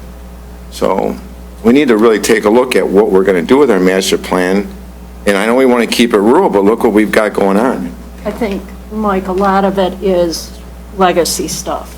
A lot of what you have mentioned have been there for decades and decades. I'm not justifying it, and I do think you're right. But if we change it, are we changing it to the right thing? Right? We can't make a presumption, should it all be. But that's what Giffords and Webster is going to be hired to do, to give their Professional opinion based on the research and what they already do in other communities. Because if you take a ride along Van Dyke from Detroit all the way up to the Thumb, other than your older areas, and I'm talking back in the 30s, 40s, like Elmont, for example, you're driving through residential, but everywhere else it's all commercial. Again, I think they should conduct this study for our master plan, and the residents should be able to have their input as far as what they want to see. So, I mean, I encourage the Planning Commission, and I am happy to see that it was a Tremblay that did kind of start this. And I know that Tremblay and I did go for a ride with a couple of the residents in the community and kind of looked at what was going on. It was an eye-opener. Not just over here, but in our industrial corridor too, with some of the issues we got down there. So, I mean, I encourage the Planning Commission to take a look at it. I mean, we have a item on the agenda to possibly get our board to approve some funding to have Giffords and Webster head it off. So, I'll make the motion to approve.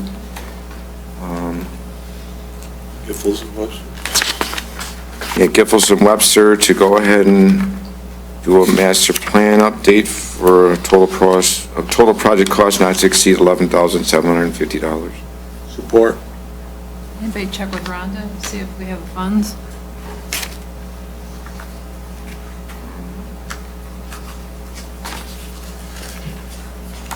I know we have that other item on the agenda, I suppose we could take it from there. What item? That's a good question, Susan. This is, I didn't expect this tonight. I'm glad he did it, because it definitely provides the scope, but I didn't know about, that doesn't seem out of line to me, but you have to have the money to do it. Well, let's put maybe a lower number on it currently, and then we can get more funding approved if it goes over. But at least we can get it moving, so we're not delaying it another month or so. Do contingent upon having the money, or checking with Rhonda? Yeah, we could do that. Do contingent as presented. Fund balance, that's one of the items on it. Our fund balance increased by 32% this year. So there's money available, but it's what we got budgeted. And that's the reason why our fund balance is doing so well, because I think we've been running a pretty good budget. And this is not a good reason. I guess it is a good reason not to change that, but I know that the funds are there. But yeah, we can do a contingent upon Rhonda can find it. I'll make a motion to go ahead and approve to have Griffiths & Webster do a master plan update, work with the planning commission on a master plan update in the board, board feedback. Contingent upon that we have the funds not to exceed $11,750 by Rhonda's approval. Support. Support by DeGiorgio. Did you get that, Amory? Okay. If there's no other discussion, can we get a roll call, please? Yes. Yes. Yes. Yes. Yes. Okay. You guys got work to do in the planning commission, so. You look lost. No, I'm not lost at all. I think we've got an effort to proceed with. Okay. Moving on, item 7F, which are planning commission recommendation. So, I'm sorry, this is going to be an appointment to the ZBA. So planning commission made a recommendation to appoint Jared Vinson to the ZBA to fill the unexpired term of Mike Tremblay until 11/20/24. I'll make that motion. Motion to appoint Jared Vinson to fill unexpired term of Mike Tremblay to the ZBA until 11/20/24. Support. Support by DeGiorgio. Any other discussion? Roll call, please. Yes. Yes. Yes. Yes. Yes. Move on to item 7G, which is our fund balance pre-audit numbers. I'm missing mine. This is what we have, the top, 59, this is pre-audit, 59, Yeah, $598,000. Oh, where's mine? And I just made notes on the other side that there are a few things maybe around the buildings that we could use that for our building, as this building is really suffering. These are just some ideas I threw out. Was that, you made that right? We're making those suggestions, or is that Rhonda? Well, she and I talked about it. She also suggested, she told me this hallway needs some work. So Bathrooms are in bad shape. So I did put the suggestions in some kind of a chronological order, which I think would be of the most important to do first. I think that the utilities, for sure, definitely need to be worked on, with the restrooms being number one. We do have a leaky sink and faucets that aren't working correctly. But we have a 32% increase in our fund balance. Rhonda did make some mention, I guess, with discussion with you, that maybe it's a possibility now that we're doing pretty good in our fund balance. It increased by 32%, which is $595,000 over the last year. That maybe it's time to put a little bit more money into the building that needs a lot of work. So there was some suggestions either by you and Rhonda together or whatever, but I put them in kind of an order, but I don't know what I did with my papers. So I would. Well, these are just, I guess, I even the rugs out in the hall are so Yeah. dirty and they can't be cleaned, so. You get your financial accounting manager that tells you to spend some money, then I think that's the time to spend some money. So I was thinking about if we could just cap it, even though we did 595,000 is from last year to this year, I think maybe we would cap it at 1,000 and get bids on a lot of the stuff like the painting, the caulking, the bathrooms. What else is in there? There's a few other things. Carpet, I think. Carpet, even the floors. Right, but I would say look at trying to do some of those repairs and price not to exceed amount. Any thoughts?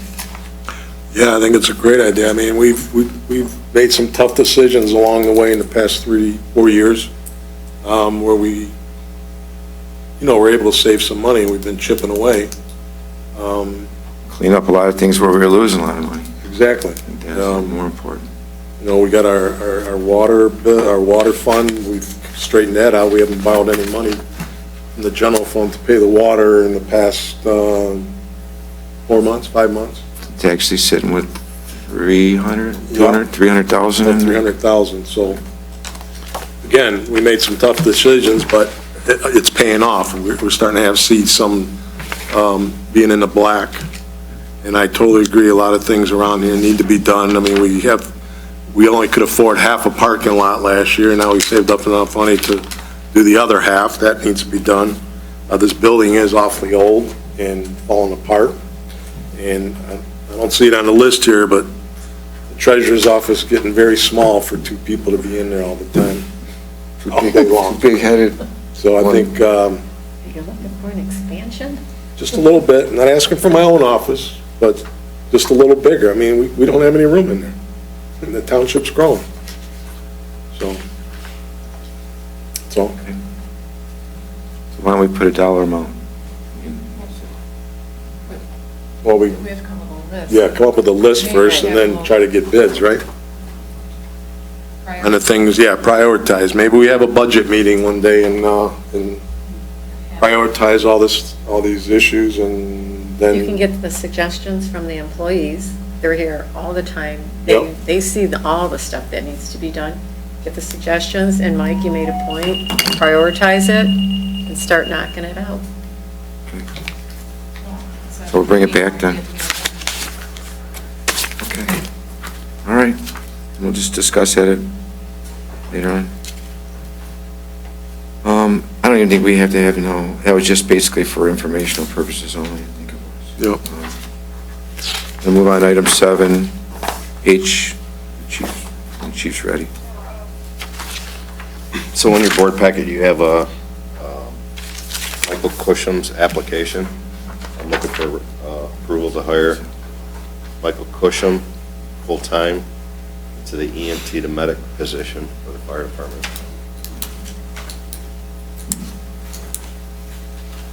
We did sponsor Mike through EMT and fire. So we're now sponsoring him for medic at OCC. Chief, did we get a regular application on him? We do have a regular one. Other than his resume, the one that you have? Yeah. Yeah, we have a regular application. He's also gone through the background check. He's also done his physical passed. And actually today, one of the requirements that we do have within 6 months is a CPAT and OPAT, which is a physical agility, which he passed today too. So, Did that today, where at? OCC. Actually, there was 5 of them that went today. I mean, I'd like to know his age, and stuff. I mean, you don't tell me right now, but I mean, I don't have any of that information. You can't ask that. Well, his date of birth or something, I mean, it should be on the application. Well, I'm not telling you to answer it to me, but I want to. Yeah, I'm not going to, but we have all that information. I don't even have his address, is what I'm saying. We have his driver's license, we have his address. It was we have on his here, we cut it. Age. Yeah. I gave you the basic generic version of what his resume was. Did he get a certification on June 10th? He did. Good. I was there. We had 2 that actually graduated. One is already on the department. Right. Because we had hired him a couple months prior to that. So he's actually filling the last spot of the EMT to medic position. So we're doing great on that. Family man, He's actually looking to move into the township also, so, Great. which we all know is going to be a little tough. Can I ask the chief a question? Sure. You mentioned that he's full-time. When you hire him, what does full-time entail? Days, times, where does he fit on a So he fits schedule? into the regular shift as any other full-time duty medic as he's going through the program. So right now, we have a program, we start them off on 40 hours a week. We see how far along they go. That could be anywhere from 4 weeks to 8 weeks that we train them. Because a lot, we are getting not as seasoned people as we'd like. So we created the program of about 40 to 80 hours where they're here every day or the days that we see fit 40 hours a week. From that point, he's going to transition to duty work. I believe he'll be going on B shifts, so no different than anybody else. He'll work a day, he'll be off a day, work a day, off a day, work, and then off for 4 on the Kelly system. And we get him in 40 hours for the week then? We get him 40 hours right now until we get him through what we've created is the initial program. He has qualifications that he has to meet for us on our side. We have to make sure that he's proficient at that. And then once he's proficient at that, then we switch him over to actual shift work where he will be permanent. Thank you. And 3 of them are starting mid-August in this class, in the paramedic class also. So he will be going to school, which typically that program is Monday and Wednesday. So if he is working on those days and he is on shift, he's required to go to school, and he's required to report back to duty until he leaves the next morning. Okay.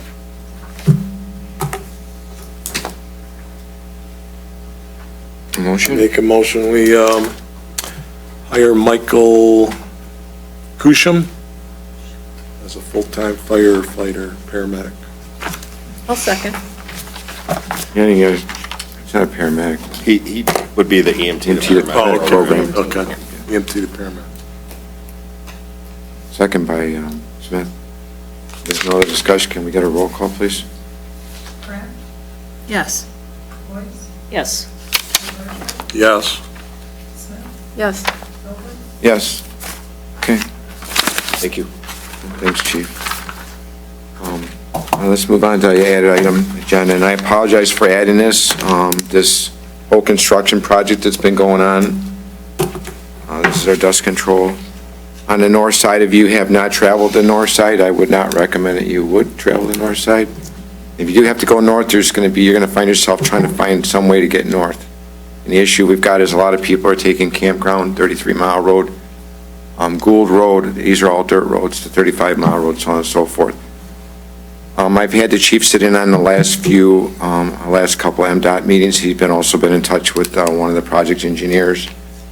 These people didn't even know they were detouring traffic down dirt roads. This is the state of Michigan. They had it scheduled. I've been trying to get Evelyn Road reconstructed since the last detour that the state of Michigan has put on, and I finally had county approved to go ahead and have Evelyn Road reconstructed from McKay Road west of Van Dyke because it was so beat up from the last detour. They scheduled to do it on July 7th. The detour was scheduled to start July 9th. I said, can you please wait until the detour started?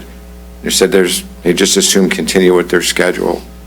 So they actually had 2 shutdowns that were going on because the county and the state of Michigan didn't even communicate with each other. They decided to shut down the project on Evelyn Road because they seen that they were trying to flag traffic to one lane that was all northbound M53 traffic, which was almost impossible to do.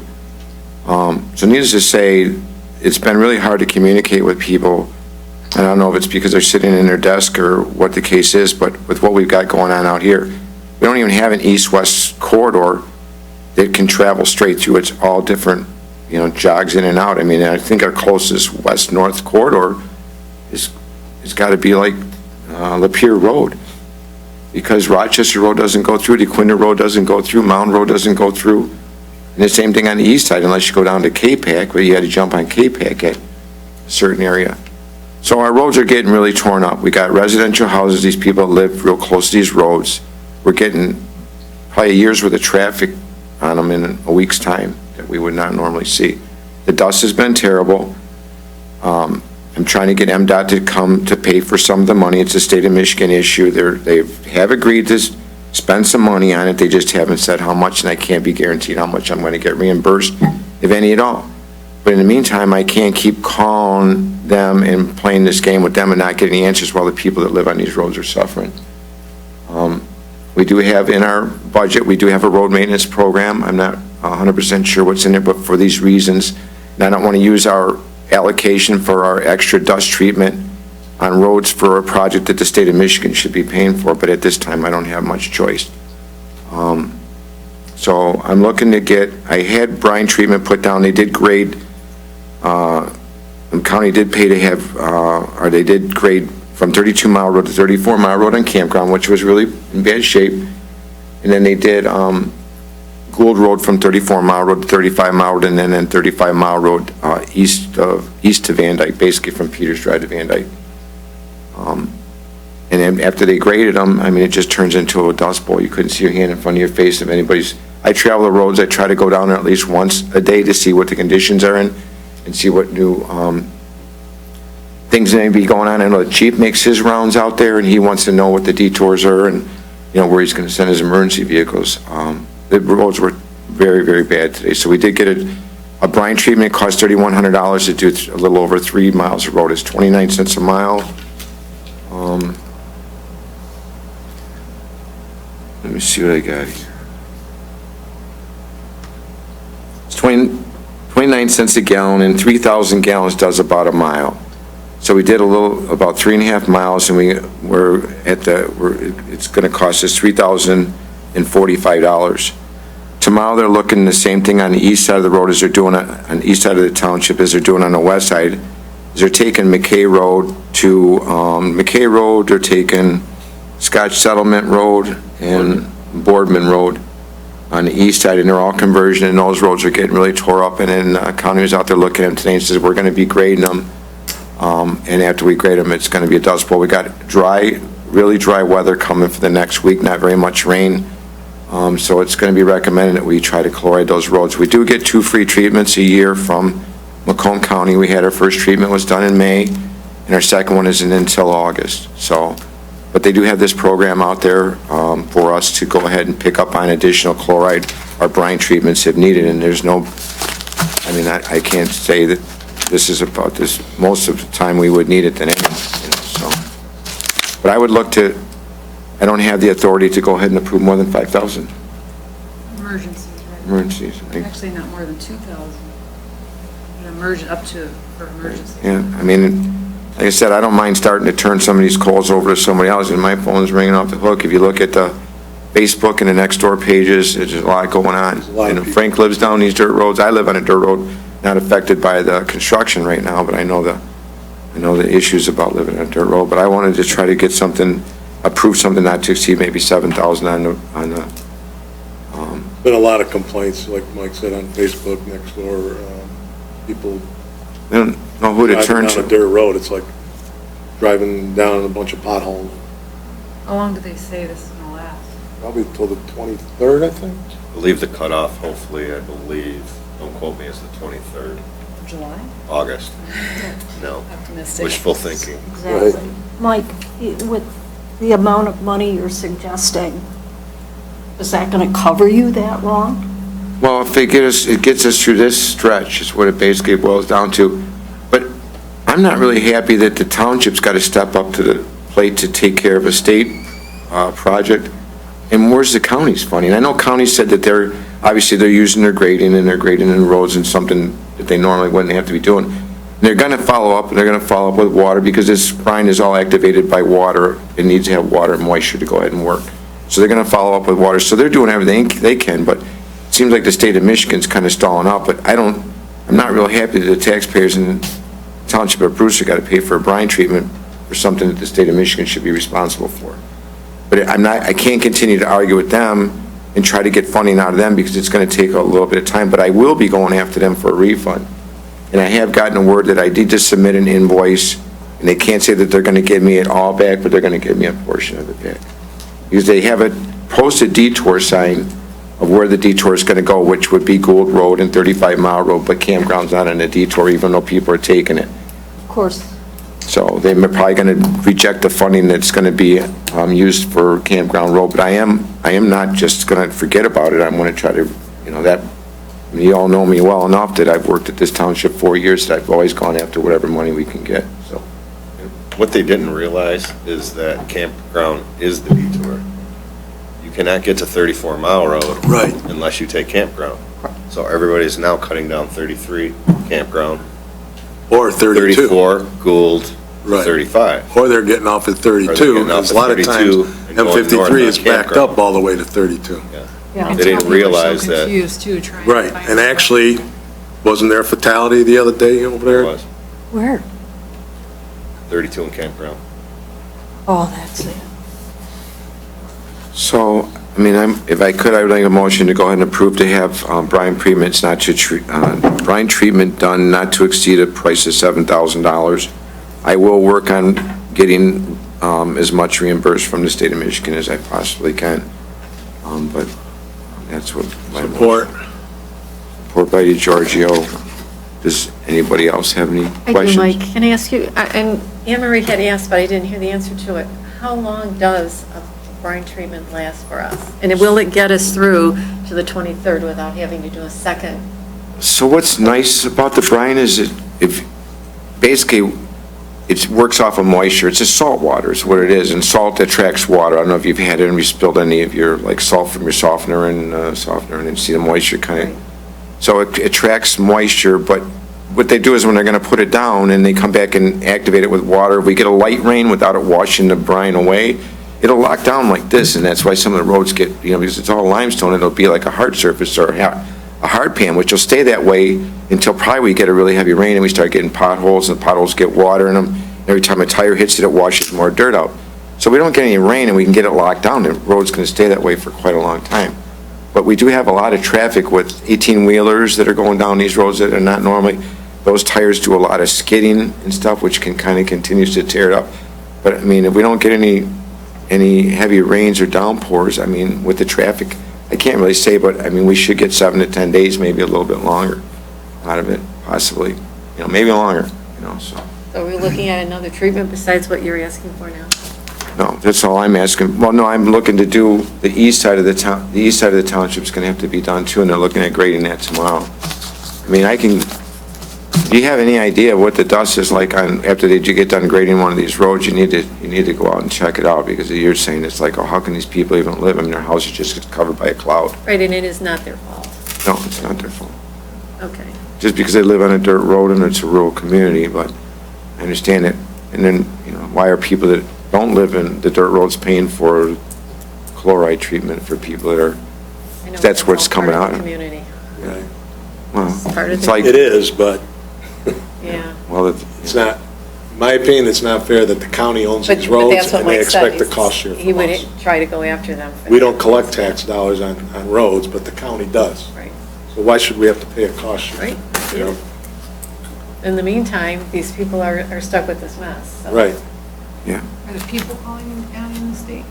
They just call it. Oh, yeah, I've given them a number. That's good. Yeah, I figured that out, so, definitely.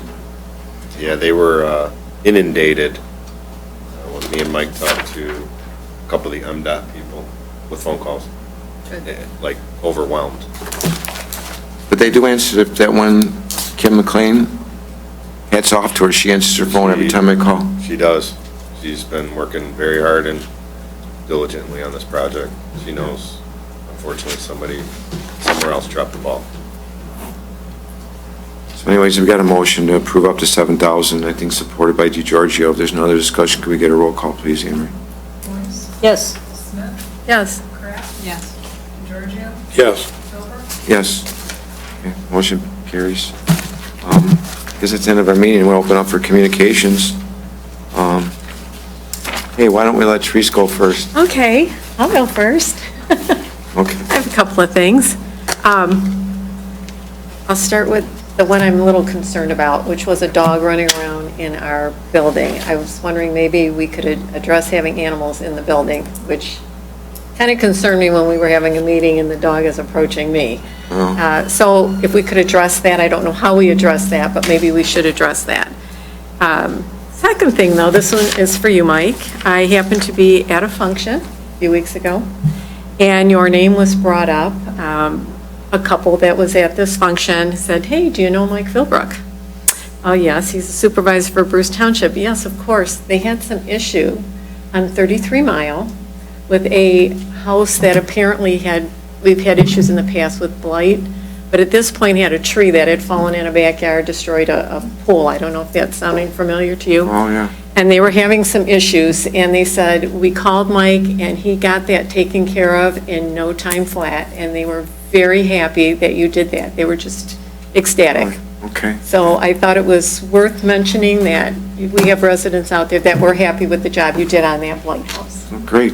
I didn't think it was completely done. I think that they did remove the tree, the pool's been drained. I think there's still an insurance issue out there, but I was waiting for it to be 100% completely done before I I talked. can tell you they're called the happy. people They back. back up to that house, and they had said that they were very happy and very pleased with Great. how quickly it got handled. Thanks. Any more? That's all I have for now. You're looking for more comment. We have a blood drive on August 8th, Thursday, here at the Township Hall, between 9 and 3. And tax bills went out a couple weeks ago. People have been paying them diligently. You still can pay them the same way as the bank. Put an envelope in the drop box. You can pay them online, or come and see us personally and deliver it to us. And those are due September 14th. That's all I have. Susan? Thanks, Chief. Or thanks. Yeah, I just want to point out the new artists whose artwork is hung in the boardroom here. Some out in the hallway, too. It's David Miller, a local artist. Tax payment. You got that, too? Also wants... That's Elizabeth Miller's husband, I think. They look really nice. More out in the hallway. I also want to remind everyone that the primary is coming up on August 6th, and we have early voting down at Washington Township from July 27th through August 4th, 8:30 to 4:30 down at the Township Hall on Van Dyke in Washington. Primary, don't split your ticket. Emery? Nothing. Nothing. Chief? Well said, thank you. Got it all already? What I got is, I did have conversation with John Paternick from Armada. Obviously, as you guys all know, back in the day, they did run a parallel 12-inch water main from our 96-inch water main out of our meter pit to service Armada for their industrial district, in which we all know that the Village of Romeo's annexed a big portion of their industrial district. So now looking at what they can do with their 12-inch water main that they did pay for. They are looking to expand their water district and move it more inward towards the village. So they wanted to know what our thoughts were on that. And I says, well, geez, I mean, I said, I can talk it over with the board and discuss it with the board, but I said, I don't see no reasons why you shouldn't be able to. So he's going to put something together. He doesn't know where it's going to really go, but I mean, it's their water main. They did basically pay for it. We will be charging for taps and usages off of it, kind of like we're doing right now, but they did pay to have it installed, so. Oh, Mike, I am remembering quite a few years ago that Armada, the township, put up $50,000 for something. Is that the same thing? It had to do with water or some kind of line. I thought it was sewer, to be honest with you, but it was a line that we were running down 33 Mile, and the township had put up $50,000 for something. It was more than that for the water. Well, this was just $50,000 that they had put up. I don't know if it was a deposit, but I'm wondering if that is somehow related. Maybe we could look at that. Yeah, I could find out exactly what it was for, but I know that the water main, I think that they put at $250,000 together for that, but it could have been something else in the 50. It was 50,000 even. Dorothy, do you remember that? Sorry. Okay. I think their portion of the cost of having their water installed wasn't around $250. You would probably remember that part, right? What Armada paid, was it around $250? Yeah. Okay. Maybe you just didn't hear the two, possibly. Could have been a deposit on it. Yeah, maybe. I don't recall. Well, we did maybe it was the Powell Road repaving project. We were a joint venture with Powell Armada, Just quite a Romeo, few and years ago. Bruce on Powell Oh, Road. no. That, It was quite a few years ago. oh, okay, all right. So anyways, yeah, so that's gonna be coming in the near, sometime in the near future. We're looking for somebody on the Board of Reviews, if anybody wants to put an application in to sit on the Board of Reviews. I know that Lisa, or Kristen Rolfs let me know that we could use a couple applicants for that, so that's all I have, other than just be careful, the construction, just take your time, be patient, and hopefully we'll get through it without any more bad wrecks. So, all right. Nobody's got anything else? Make a motion to adjourn at Support. 8:14. Support by DeGiorgio. All in favor? Aye. All right. Thanks, everybody. Appreciate it.